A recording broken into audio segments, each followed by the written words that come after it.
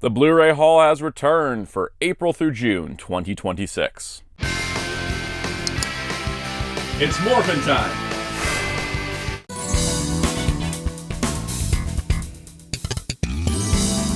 Hello, this is Soundout here, and welcome back to the Blu-ray haul for April through June 2026. We're covering all the Blu-rays picked up in that time frame. I realize that this is spoiling what's in that set.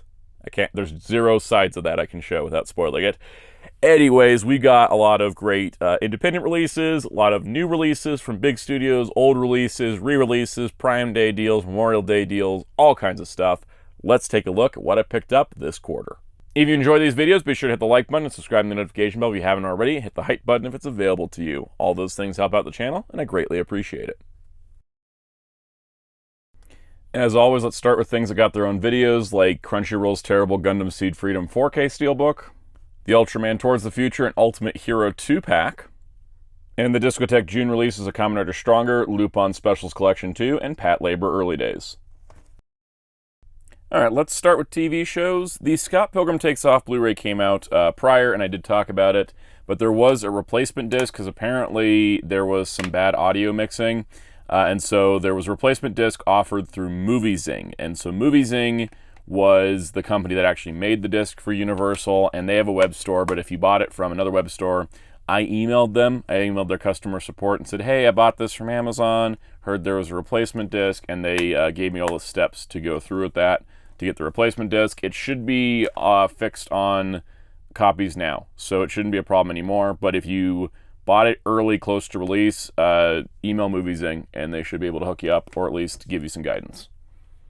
Alright, here's a Prime Day deal. We got the Star Trek Original Series Roddenberry Vault, one of the releases that I didn't want to buy for the price they were selling it for. I remember this thing being very expensive when I just didn't need it to be, because what this is that after doing the original series remaster, they've gone back and re-released the original series of Star Trek so many times because that remaster cost a ton of money. And so this release is the Roddenberry Vault fancy package, and what this basically is, it's a bonus features disc that is crammed in with 12 episodes. So it has, basically it's got 12 episodes included across 3 discs, but then it's got new bonus features called Inside the Roddenberry Vault, as well as some other things like Star Trek Revitalizing Classic, Strange New Worlds Visualizing the Fantastic, and swept up snippets from the cutting room floor, as well as isolated music tracks. So the bonus features did not appear on any of the previous sets, and then the contents of the Roddenberry Vault discs have not appeared on future sets. So if you're a completionist Star Trek fan, then you need a copy of this for bonus features, not for material. It's kind of like how, even with the complete sets, they don't give you the TNG episode movies of the two-parters. So you still have to have all these separate releases. It really is one of the most annoying things about collecting Star Trek on home video, and probably deserves its own separate video at a later date. But yeah, I never wanted to pay what they were selling this for. I always saw it going for $40, $50, $60. I'm like, this could have... I don't even mind this being a standalone release per se of the bonus features, because I could understand that this stuff maybe wasn't available when they did the original Blu-rays. But sell just the bonus features as a documentary disc. I would have done that. I didn't need 12 episodes I already own 3 or 4 times. Anyways, I got this for $16 on a Prime Day deal. That's what I was looking for. Alright, surprisingly I have a Discotek release I didn't talk about in a separate Discotek video because I kind of forgot I picked it up. I didn't pick this up right away, I got it later. This is Angel Heart. And Angel Heart is an anime series that takes place in the world of City Hunter. So you have Tsukasa Hojo's City Hunter world, which also includes Cat's Eye. And this is the series Angel Heart. And it's kind of it's kind of a female take on the concept of, there's Rio Saiba right there, but Rio Saiba is, a gun for hire that solves people's problems for a fee, while also being kind of a sleazy guy at times. I do believe that it's supposed to be the same. It's supposed to be the world of City Hunter, but it's not the same continuity or something like that. I actually haven't watched this yet because I'm still making my way through the City Hunter Blu-rays. I kind of got stopped up because I started reading the City Hunter manga because that finally came out in English for the first time. So Anyways, this is just something I got for the City Hunter collection, and we'll check it out at some point later. But yeah, it does involve Rio in this, but I don't know exactly continuity how it works out. Haven't fully done my research yet. Was thinking I'd probably do that when I watch the show. All right, Mortal Kombat Legacy 2. I was going through my Mortal Kombat Blu-rays and I was like, all right, well, what am I missing? I was missing Legacy 2. I had Legacy 1 in a combo set with the first two movies from the 90s, as well as Spawn, years before Spawn was in Mortal Kombat. But Legacy was a live-action series that was done, I think it was online or something like that, and then it aired on TV. But anyways, the first Legacy was well-received, and so, yes, second web series, hit web series. So this is the second 10 episodes. Just like with Legacy 1, you can watch it as single episodes or as a seamless connected feature. So it's a total of 92 minutes. I haven't seen it yet. I just never got around to it, so I need to watch this. But I was like, oh, let me pick this up. I'm also missing the animated movie Cage Match, and I was trying to buy a copy with the slipcover to match my other ones, and I've been having trouble. I've had 2 Mercari orders get canceled on me. So I was like, oh, what's weird? Nobody wants to sell me a Cage Match with a steel slipcover. Prime Day deal, Shaun the Sheep complete series, which isn't exactly complete, as I found out, because this is all 6 seasons of Shaun the Sheep. That doesn't include season 7, which apparently aired last year, which I didn't even realize happened until I saw a pre-order go up for season 7, which comes out in September. This was purchased because, hey, Prime Day deal, and then also there's a new Shaun the Sheep movie coming out this year, and I was like, well, time to pick up the Blu-ray. Could use a little refresh on the whole series here, which is awesome. And also glad that season 7 is coming out on Blu-ray prior to the movie coming out in October, which is great. Aardman animation is always really solid. All right, we got Looney Tunes cartoons. This is the HBO Max cartoons of Looney Tunes that were done in a classic style. This was originally announced as just a DVD-only release, and then there was a lot of outcry from fans who were like, hey, we've been building this great Looney Tunes Blu-ray collection. Don't we deserve to have it on Blu-ray? And the answer is yes. Also, go check out my video on Looney Tunes Blu-rays because we've been getting quite a lot of them.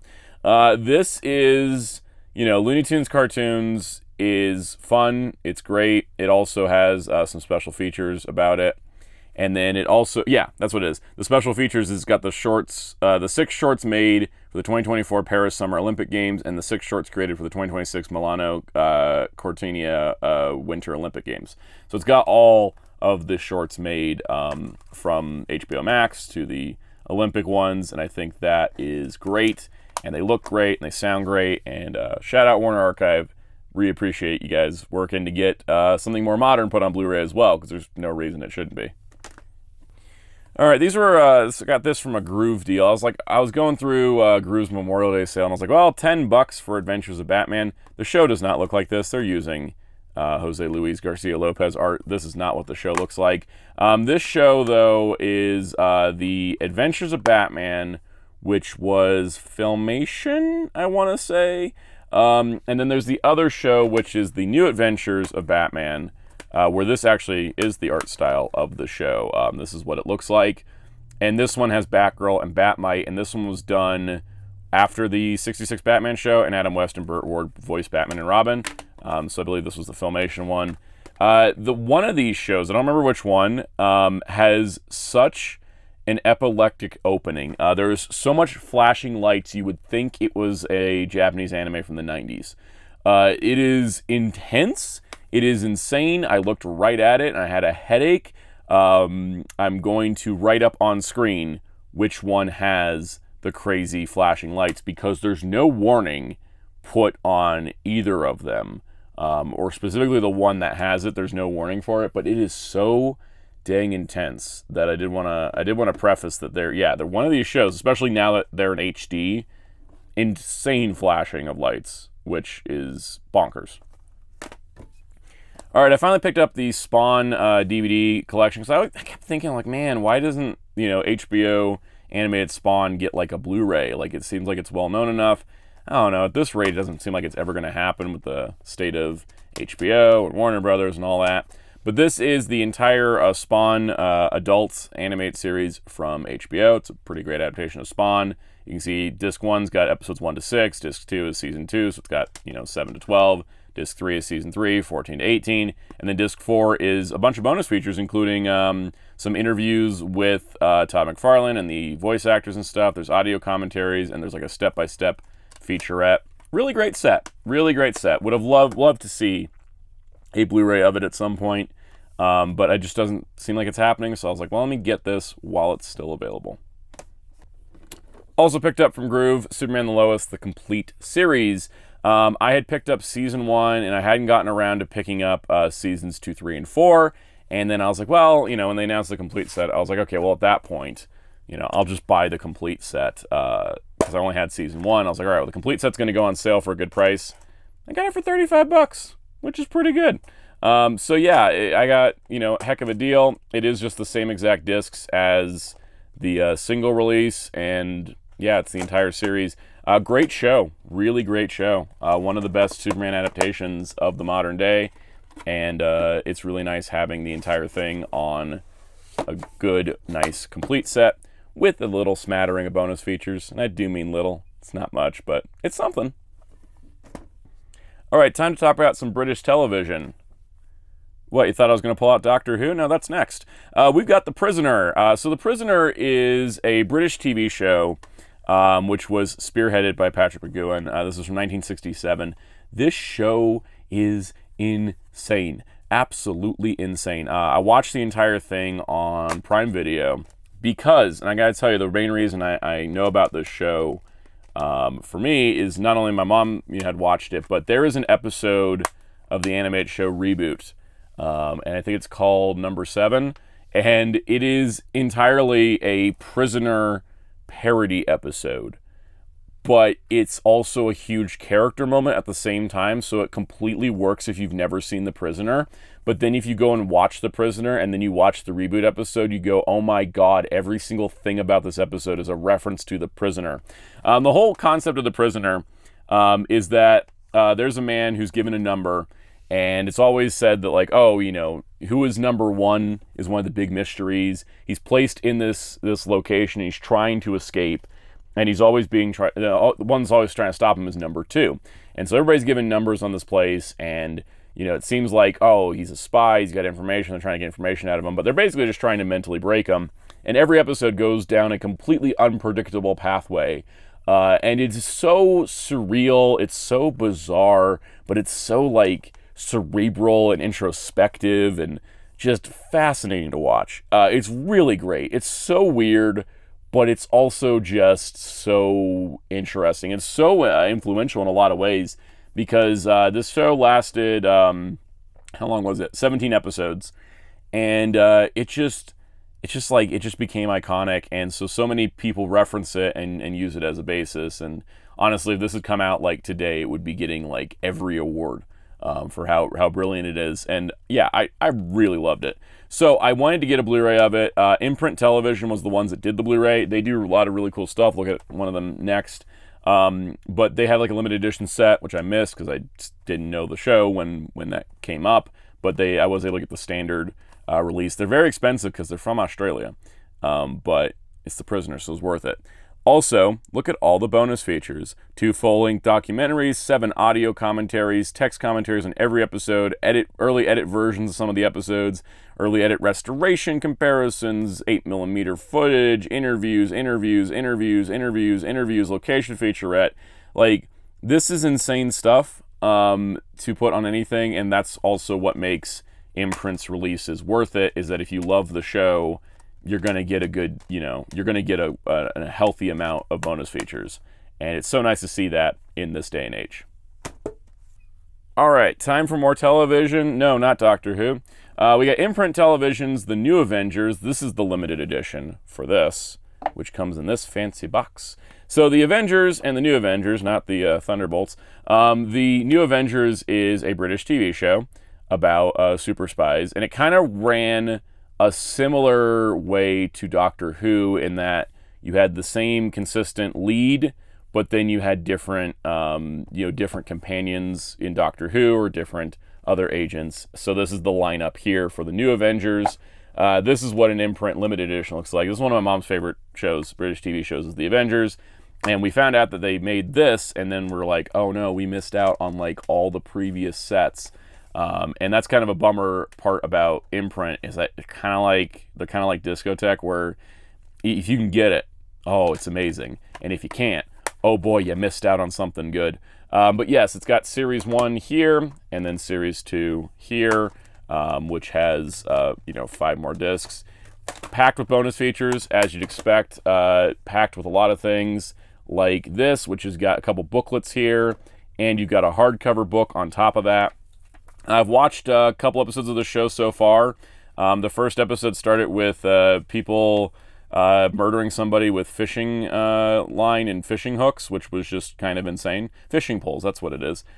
It's bonkers. It's British television. I quite enjoyed it, and I do need to watch more of this. But yeah, really great release overall. And yeah, they've done these for all of the Avengers series, it seems. I think at least most of them. They're just kind of hard to get. We did get that one, and then we also got the Avengers, the Kathy Gale years, which was when the series had Honor Blackman as Kathy Gale. This was Series 2 plus Surviving Series 1. Yep, Avengers has the same issue that Doctor Who has. The BBC overwrote their tapes, and a bunch of episodes are missing. So the way Imprint did it is that they have all Series 2 and 3, but they only have part of Series 1. So you get the part that's there, and then that's pretty much what you got. So yeah, there's all the bonus features on that. This was only on DVD, but I believe, according to all the information, this is a Region 0 DVD release of it. Same with the Blu-rays. The Blu-rays are Region 0 for both Prisoner and New Avengers, which is important to note. Region coding sucks. I hate region coding. Everything should just be region free. Like, yeah, not every country and every company is going to release, the Avengers in every region, but one company will, and it'd be great, if everybody can experience it. But okay, I did my due diligence there because as soon as I turned it on, I was like, why didn't you open it and check to make sure the discs play? And yeah, they play. I checked them. They are all here. There's only 2 discs of surviving episodes, and then the rest is Series 2. But I checked it. It does play in my... I have a Region A 4K Sony Blu-ray player, and it did not stop it because the discs are Region 0. Double checked. Yeah, so there's the Avengers, there's the New Avengers, there's the Prisoner. That's Imprint television, which now I realize I should probably be paying a closer attention to than I realized before. All right, time for more British television. Yes, now we got Doctor Who. I forgot I didn't pick up the War Games in color. I meant to, and then I just didn't. So here it is. Reason I picked this up is the same reason I picked up Daleks in color, is because this is a new edit. This is a new thing. I think that when we get the collection sets for Troughton, they're going to be like, I don't know, 60% animated recreations, because that's the way it is on streaming. So I feel like the animations are going to be put into the collection sets, but I think they're probably going to leave this out. And I think they're probably going to leave Daleks in color out. Could be wrong, but, I just have a weird feeling. This is basically taking all of the episodes of the War Games story, which was the last story featuring Patrick Troughton's Doctor, and then it is combining it into a 90-minute presentation. So it is Cliff Notes, and they've colorized the entire thing, and then there's also 6 bonus minutes of colorized material and extra bonus features. Now, unlike the UK release, it's a 1-disc release of just the color version. The UK release included the DVD of the original episodes in black and white, which we did not get with this, which is a bummer. But yeah, got that. That was fun. All right, Prime Day deal. Colin Baker Complete Season 2. My rule of thumb with the Doctor Who collection sets is that it seems like a lot of them sit in 30 to 35 as their standard price online. When it drops below that, that's when I pick it up. This was $20. So here we go. I am filling out the collection on sales. I'm also currently, because of the news that like the Doctor Who Christmas special isn't happening this year, and the series has been put out to tender, and we don't know when it's coming back. Me and my mom are doing Doctor Who Wednesdays. We're going to watch Doctor Who on Wednesday nights. That's the plan. And so we're watching, basically the idea is to watch 1 disc of a collection set each Wednesday. So that'll be kind of on a nice schedule. And then, of course, we have Hartnell Season 2. So we're starting that. Because this is what we're doing. Because there's so much gaps in the Hartnell and Troughton eras. And honestly, we don't like ads. So what we're going to do is we're going to watch Hartnell Season 2, and then we're going to jump ahead to Pertwee Season 1. We'll probably watch War Games in color, actually, between that, now that I realize. Yeah, we'll do Hartnell Season 2, we'll watch War Games in color. We'll jump to Pertwee Season 1. We'll watch Pertwee Season 1, we'll watch Pertwee Season 2, and then I'll need to buy Season 3. By the time it takes us to get through all this, they should fill out the collection sets for all the Doctors, 3rd Doctor onward, because those are ones they have all the episodes for. So that'll be the way we do it. And then I imagine hopefully they'll go back and they'll do the Hartnell and Troughton collection sets. I keep dropping this. The Hartnell and Troughton collection sets, and then we'll watch those episodes then, because I do like these with all the bonus features and everything. It kind of makes it a fun experience. Because yes, this thing is packed out with bonus features. All of these sets are, and I really love that. There's new stuff, there's old stuff. It's packed to the gills, and these are really great. So that's what we're doing. And so basically it's like if I run into a set I don't have because it hasn't gone on sale, I'm just going to buy it, and then watch it, and then buy it and watch it. But a lot of them have been going on sale, so it's just going to be pick them up on sale. All right, so here's one I imported.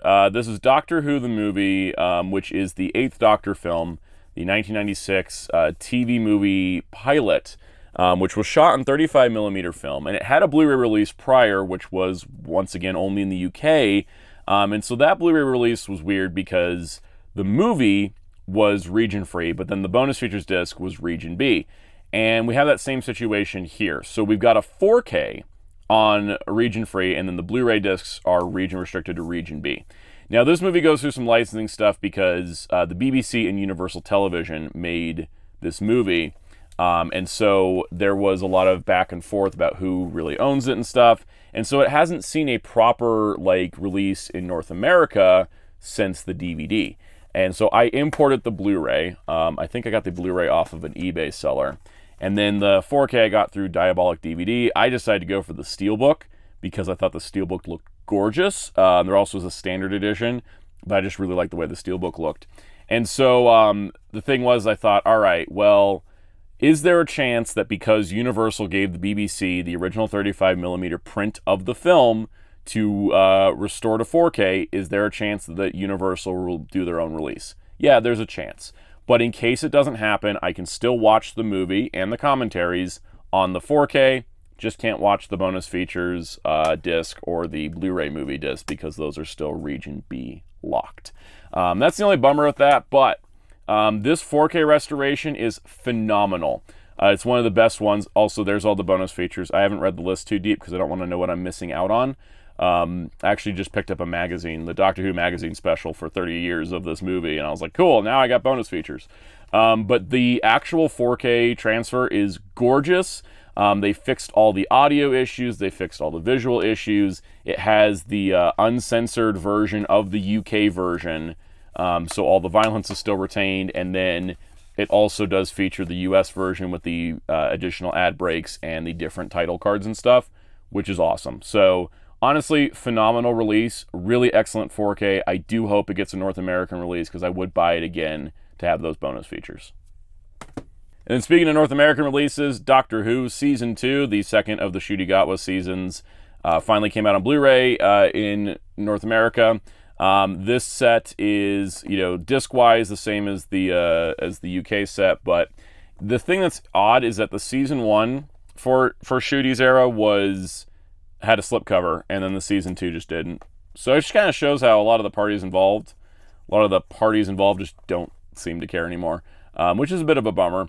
But that being said, this does contain all the episodes plus the 2024 Christmas special, Joy to the World, and then it has all of the other episodes plus Doctor Who Unleashed, which is the web series that goes deep diving into every episode. That's on disc 6 and 7 has the Doctor Who Unleashed episodes.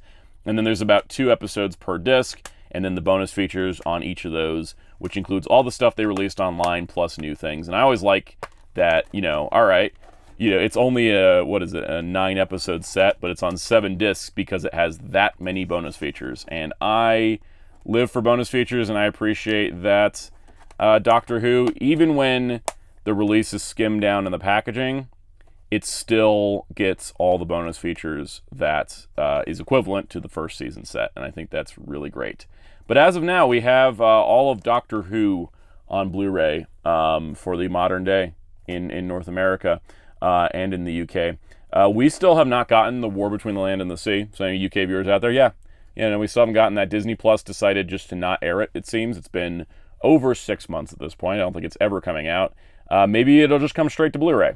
We'll see. But yeah, the last part of the Disney Plus BBC partnership era, the unit spinoff, War Between Land and the Sea, currently you can't actually watch it, I think, outside the UK still, which is nuts. But yeah, I'm almost wondering if it's going to make its debut globally on Blu-ray instead. But we'll see. We'll see what happens. All right, let's move into our movie segment with some independent releases. First of all, we have Fleischer Cartoons Greatest Hits, Volume 1. So this is from Cartoon Logic and the Charles Fleischer estate, because Fleischer's grandson, Max Fleischer, is that whose name is? Yeah. Max Fleischer is working with small companies like Cartoon Logic to produce Blu-rays of classic Fleischer cartoons. Obviously, they're going to use Betty Boop as the forefront here. These have all been restored into HD. They all look gorgeous. This is the entire lineup in Collection 1, and it is amazing. This is a fabulous set. And once again, just like I always say, I love supporting classic cartoons being on Blu-ray because it's not something that big studios want to do. But I am here for it all day, every day. We'll pick these up immediately, and I'm glad to see that these are being kept, preserved, and restored to the proper formats, and these are now on Blu-ray. What's also great is it does feature audio commentary roundtables by Paul Dini, Will Friedwald, Bob Jackas, Charlie Dudix, Mark Kassler, Thad Komorowski, Leonard Maltin, Ray Pointer, and Rob Waldman. So there is bonus features on top of this. This is available on Amazon. It also is available on, I forgot where I bought it from. I think it was Rocket Pins. There are some independent retailers selling it, but absolutely pick it up if you love classic cartoons. All right, time for a weird blind buy I did. But this is Sangster Directs Hammer, which is done by Severin Films. I love what Severin Films does. They just don't tap into my world as often. But they did the Peter Cushing Doctor Who 4Ks, and I thought those were phenomenal. I was like, all right, well, if Severin's making it, I want to get it. I've been trying to put together a collection of Hammer horror films for a while. Obviously, Hammer is most known for adapting, the Universal monster properties like Frankenstein and Dracula and such. So I definitely want to collect more Hammer horror. And because I want to collect more Hammer horror, it's a mess because everything is all over the place, licensing-wise, even in the UK. So many different companies are involved. So what I've been telling myself is I'm going to get the 4Ks of the Hammer films that release in the US. That's my rule. So here's 3 of them. This is Horror of Frankenstein, Lust for a Vampire, and Fear in the Night, all directed by Jimmy Sangster. So this is basically, here we got a lot of stuff here because Jimmy Sangster was a writer in the 50s and 60s on Hammer films, and he came back to direct. And so these are the 3 films he directed. Now, the fun part is I can't show you everything packaging-wise in the set, or I will be demonetized. So here we go. All right, so The Horror of Frankenstein is actually the only one I've watched out of these, which I decided, I was like, I need to watch at least one of these. I just ran out of time to watch the others. But this was basically another adaptation of the classic Frankenstein story. And it follows a lot of the beats that Curse of Frankenstein, the one with Peter Cushing, did. By the way, stacked with bonus features. Like, absolutely stacked. I wasn't that impressed by this, though. I felt like it sort of, to me, just kind of felt like, I was like, okay, yeah, you didn't really do anything that the Cushing version didn't do, and I don't think you had anything new to say about what was going on in the story. So I didn't find it that impressive, but it's also the kind of the problem of Frankenstein. You have to do something really crazy, or else, yeah, it's just gonna fall into the pile of Frankenstein. All right, I haven't watched Lust for a Vampire yet. I imagine it's pretty spicy, considering I can't show you the back cover. Can I show you the interior cover? Yeah, I think I can. All right, so there's the interior cover. Yeah, this is it's a vampire film. It's not a Dracula film, from what I understand. This is basically it's based on the J. Sheridan Le Fon's novella Carmela, which introduced a overt sapphic dimension to the traditional vampire mythos. In 19th century village ruled by superstition, townspeople fear the 40-year curse that is said to reawaken the vampire family dynasty. But when the nearby girls' school welcomes a new pupil with a taste for young maidens, the forces of darkness will soon seek the blood of the innocent. So, yeah, it's going to be pretty spicy, I think. Yeah, it says, it helps set the template for what could be shown in vampire movies, namely nudity, sexual situations, and gallons of deep red blood, according to Morbidly Beautiful. Can I show the inside? Yeah, I can show the inside. Yeah, so I haven't watched this one yet, but it looks like it's pretty spicy. And again, I can't show the back cover, because I think that's an iconic image from the film, but I will get demonetized. All right. And then our third one is Fear in the Night. Let me check the back. Yep, you can look at that. That's not too bad. Classic Horrors Club says, return to form for Hammer, Sangster, Psycho Thriller is a sentimental reminder of what the studio once was, leaving us feeling nostalgic. Sounds like to me that Horror of Frankenstein might be the weak one of the set, which means I probably should have watched these others before talking to you guys about it, but yeah, what can you do? All right, so Disc 1, of course, is the movie, and Disc 2 is the bonus features for this film, but Disc 3 is included here that has stuff for the entire set, like there is a Jimmy Sangster-specific 2026 documentary made by a Hammer historian, and then other new interviews and stuff that is connected and related to these 3 films. So there is 2 discs for Fear in the Night, and then 1 for the set as a whole. All right, and then I don't think I can show you this either. Yeah, definitely can't show you guys this one. Sorry about that. I could try flipping through the book, but yeah. So anyways, huge book. As you can tell, gigantic book. This is a phenomenal set.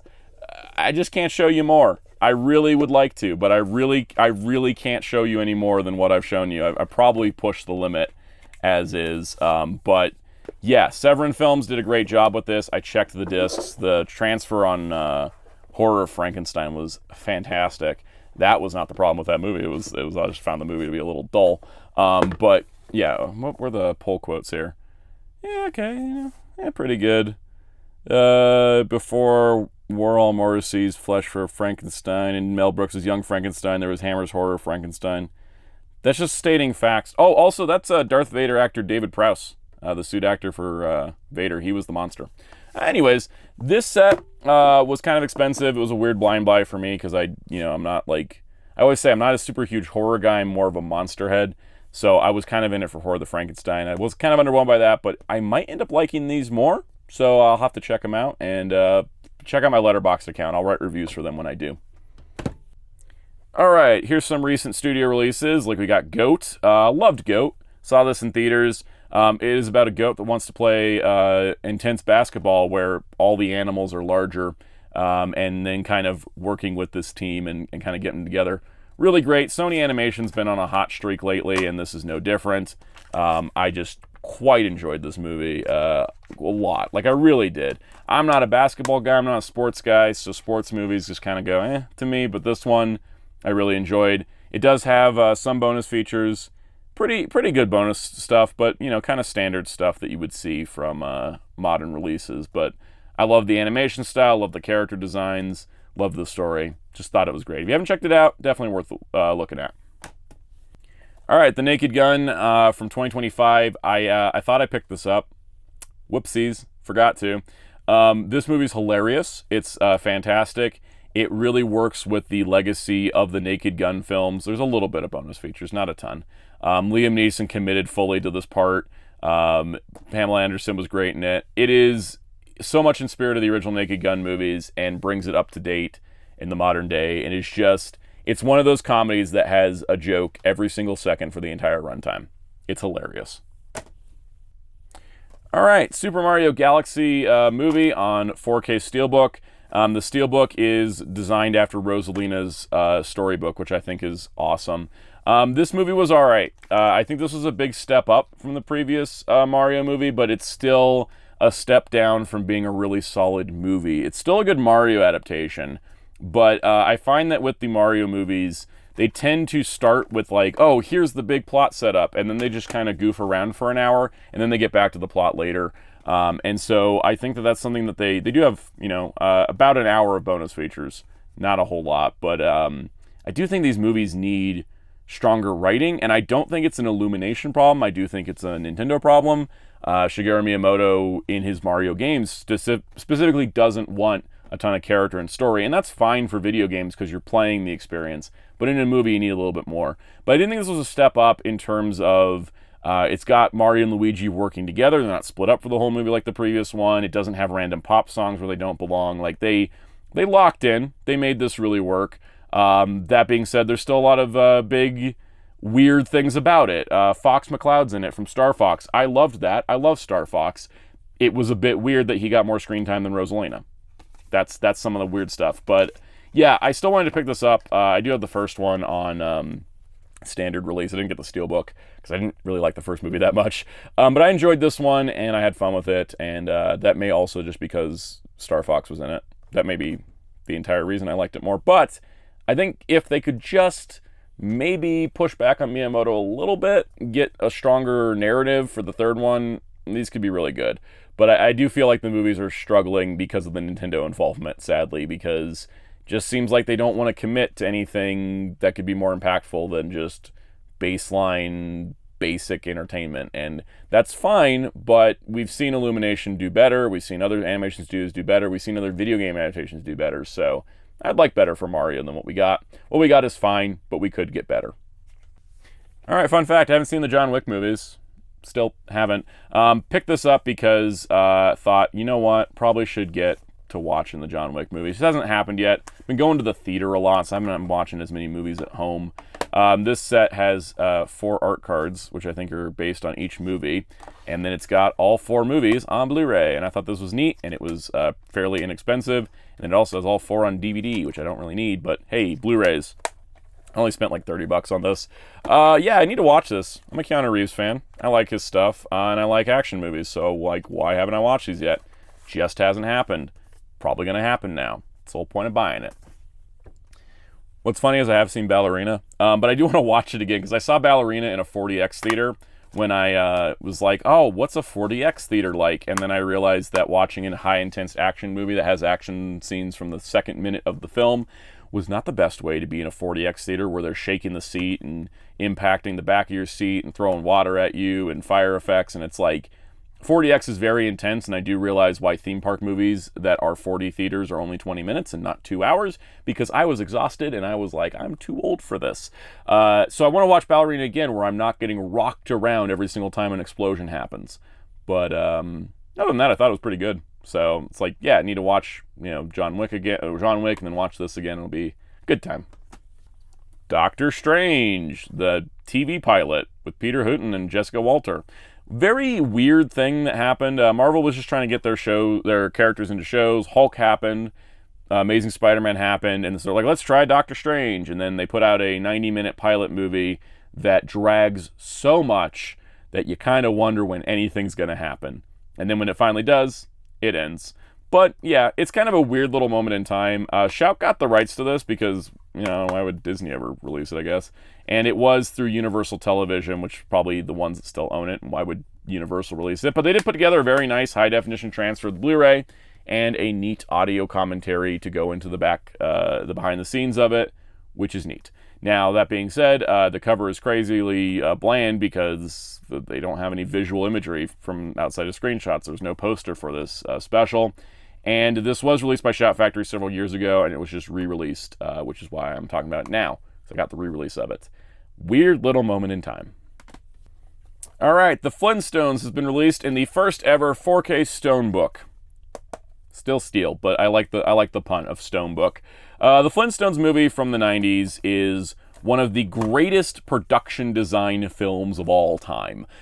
They had an impossible task of bringing the Flintstones prehistoric world to an actual live-action movie.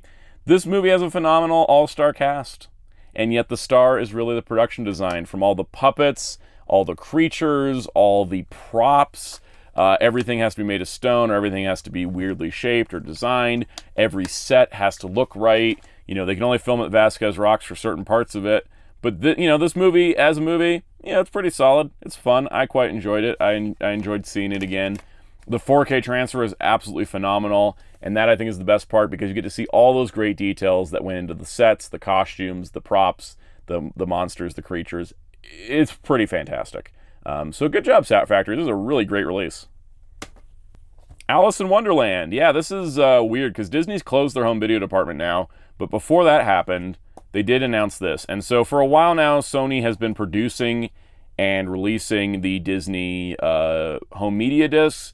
But now Disney has closed their home entertainment division, which means Sony would now be in charge of decisions and marketing. Not 100% certain what's going on there at all. But we did have the Alice in Wonderland 4K get out before that whole thing happened. And so we got the movie on 4K, and then we got the same Blu-ray that existed already. The new 4K transfer, phenomenal. Fantastic. It brings together all of the colors and the tones and the details that were missing from the overly automated Blu-ray transfer where they tweaked all the colors and designs. In fact, while I was watching it, I noticed that the timeline images from when you pause the movie are still from the Blu-ray, and so you can see the color tones. They made everything so overly bright that it washed out the detail on the Blu-ray, and the 4K is restoring it back to what the original film print colors were. And it looks phenomenal, and I think it's fantastic, and it's definitely nice to get another one of these. And hopefully things can shake out and we can still get more Disney animated classics on 4K, because I wouldn't like it to end here. All right, recent Disney release as well was Hoppers. This was the most recent Pixar release before Toy Story 5. Thought Toy Story 5 was great. I thought Hoppers was fantastic. A lot of recent Disney original IP films have been getting what I would call the red pen treatment from the boardroom, where it feels like every interesting and unique idea gets written out in the boardroom by the executives to prevent them from having any kind of controversy whatsoever and upsetting even a single person, and it has resulted in some of the most bland and unoriginal movies they've ever made. Somehow, Hoppers didn't get that treatment. This movie is not only fun, it's exciting, it's energetic, it's also dark as heck. Okay, there's several on-screen murders. Several. Yeah, it's a wild time. And I was really pleasantly surprised about how great this was, and I was glad to see that Disney and Pixar could still make a movie like this without the boardroom breathing down their necks. I don't know if that's going to keep up in the future, or if Hoppers is just a fluke, but I was happy to see it, and I would recommend it. Most surprising release, Hamilton? So Hamilton, the Broadway musical, Disney did pick up the rights to this for Disney Plus release, which I thought was going to be the end of it, which already, a Broadway show getting a pro recording that shows up on a streaming service is insanely rare if it ever happens, but it happened. And then there is actual bonus features on here as well. And then it's, that's already insanely rare that we have a pro shot of a musical put out on streaming. I can't tell you another time a Broadway musical has come to a solid limited edition 4K Blu-ray release. I don't know when else this happened.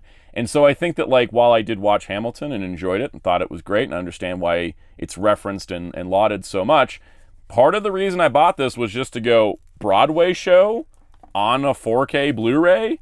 Yeah, I went for it for that. Also, it has the lyrics and sheet music here for the Alexander Hamilton song. It's got some art cards. One complaint is that when the set first came in, the discs are so tightly in here that you'd have to grab the bottom of the disc to pull it out, which I don't like doing because fingerprinting. But yes, it does have the entire play on 4K, and then it does include a second disc, which I'm just going to pull it out, is the sing-along on Blu-ray, and then it also includes what is, I think, a fabric poster and some other cool bonuses. Again, completely surprised. We never get Broadway shows put to any kind of release outside of having to see it live, because these shows do run, but they did record it while it had the original cast, and then years later it appeared on Disney Plus and was a big hit, and then they said, all right, let's put a Blu-ray out. I would totally be down to buy more Broadway shows on Blu-ray, more concerts on Blu-ray, more live entertainment getting professionally recorded and released to have on a format to love and hold for the rest of time. Would absolutely love to see that, and I think that's why I got this more than anything. I was like, I need to buy this day one to show that there's an interest in this, and I hope that this leads to future things, maybe not just from Disney, but from other companies that have rights to these productions, because I would love to buy more. I love physical media, and that goes not just for the fiction and scripted stuff, but also documentaries and live shows and everything. More of that would be great. So Great release, and very surprising. All right, Warner Brothers released The Bride. The Bride is a take on The Bride of Frankenstein from the perspective of the bride, and if her bodily autonomy was taken into consideration when she was brought back from the dead. Great premise. Movie gets incredibly weird because she gets possessed by the ghost of Mary Shelley in the first 5 minutes. Yeah, this movie is very bizarre. Saw this in theaters. Thought Christian Bale was fantastic. Thought Jessie Buckley was really, really dang good in it. Thought Maggie Gyllenhaal's overall direction and writing left it to be very strange, but I actually think I enjoyed it in the end because I didn't really have a prediction of where it went, and it was also incredibly refreshing to see a director have complete control over a movie. It's like you watch it, and then there's stuff that happens, and you're like, okay, so clearly this was just exactly what Maggie Gyllenhaal wanted for the movie. There was nobody telling her any different because, like, there's some stuff in this where I was just like, well, I don't understand exactly what's happening, but dang, I'm impressed that they got this thing through and to the end of release, which means, yeah, I don't think a single red pin came through this movie. There's a positive and a negative side to that. Positive side is you can definitely say Maggie Gyllenhaal's the reason this movie is the way it is, and I enjoyed quite a bit of it. I did buy this specifically for the bonus features because I'm not exactly sure if I'm going to ever watch the whole movie again. It is a very weird, trippy time. But I did get it for the bonus features and the overall, Frankenstein monster movie collection. All right, some Warner Archive releases. I got The Seven Faces of Dr. Lao. This is a movie starring Tony Randall. And this movie is very inventive, a lot of really good visual effects, a lot of interesting story about how basically there is a town that's very close-minded and is just perceives everything in a different way. And then this character of Dr. Lao shows up, and he uses magic and abilities to expose the complacency in the town and how they don't pay attention to things. And a lot of it is really well done, with the caveat of some unfortunate stereotyping. Dr. Lao is portrayed as an ancient Chinese man played by a white guy. That is a thing that has happened across cinema, especially in this period, and this is not the only movie to do that. I will say intentionality. There is a scene where Dr. Lao stops racists from beating up a Native American, and also Dr. Lao's stereotypical Chinese accent that he puts on as a character is done to make fun of the people who expect him to talk like that. So I don't think the people making the movie were intending to do a racist stereotype, but were maybe trying to say something about it. But because of the time period, there isn't that nuance available. There is a reason to have Tony Randall cast in this part, because the other six faces of Dr. Lao, because he's a shapeshifter, yeah, you need him for that. But I do think that, this is the one thing that holds this movie back, is that caricature and that stereotype. But I do find it interesting to look a little deeper and go, did they intend for it to be racist? Or was that their point? And honestly, I can't make a conclusion on that, and there's not really enough bonus features on here to give you any indication. So unfortunately, it's just going to be kind of one of those little mysteries. But I think as a film, it's very interesting to kind of study where the world was at in terms of the way that people were portrayed at that time it was made. All right, The Time Machine. It's an H.G. Wells novel turned into a film. This is the original film from 1960. This came out a little while ago, but this is a great movie. It really is. A lot of the time travel story tropes that we see source from the Time Machine novel, and specifically this movie. And this is a great transfer of it. And it has this behind-the-scenes documentary that was done in the 90s, hosted by actor Rod Taylor, who of course was in the movie, and Alan Young and Whit Bissell were in it. What this documentary did is it not only talked about the film, how they made it, and its impact afterwards, but it also had a sequence where the actors portray an epilogue that takes place years after the end of the film as kind of like, here's what happened to all the characters, and they play out the entire scene in a full scripted, dramatized form. And that was so damn cool to see, especially as, someone who likes the movie. Like, that's a really cool thing to have, and I'm glad that it's preserved on the Blu-ray with this movie, because I've not seen something quite like that, where it's a behind-the-scenes documentary, but they add in new scenes with the characters, which I thought was really, really cool. And then we have my favorite release of the entire haul, Speed Racer on 4K. I have wanted Speed Racer on 4K ever since I learned what 4K was, and they delivered and did not disappoint as the disc popped out as I did this. They delivered and did not disappoint.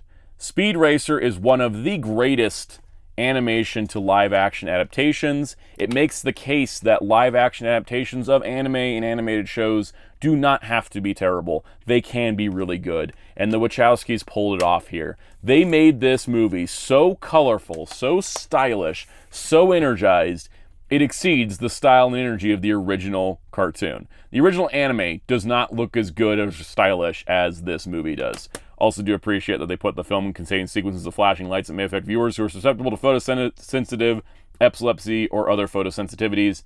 The Batman show needed that. It does have all the bonus features from the Blu-ray included on here, and the movie just looks phenomenal, and I watched it again, and it's just, this movie is pure magic. It's pure magic. It's unashamed about anything it's doing. It's bright, it's colorful, it's action-packed, it's stylish, it's amazing. It absolutely is an incredible film. And to finally have it on 4K so it can be presented in its best form ever, I love it. And I'm happy about it. And I love the Steelbook that's with it. I've gotten a lot of my favorite movies on 4K in the last year, and I'm glad to see this one's another one to add to the library. So that was the Blu-ray haul. Once again, I hope you enjoyed this, and if you did, hit the like button, hit subscribe and the notification bell if you haven't already, hit the comments, tell me about what you picked up or any questions about things I picked up. Also be sure to check out the Discord server if you'd like to continue the conversation using the link below. You can become a channel member, get perks like early access to videos and special shoutouts. Let's give some special shoutouts to our channel members. Special shout out to all of our channel members, including these Captain Tier members: Nathan Pinder, KB the Gangsta, Orion Pax, Bobber Down Jigs, Andy the Collector, Ethan Scott, Wario's Digifarm, Justice Outlaw 8468, Shadow Dante Games, Mick M, Bright Decision, and Dante Namikaze. Thank you all for your support of this channel, viewers and channel members alike. If you so wish, I'm on social media on Blue Sky and Letterboxd at Soundout12. You can also find my graphic designer on social media and Discord at Darklaw643, and you can find Hero Club at hero-club.com for entertainment news and more. And until next time, this is Soundout saying, see you in the next haul.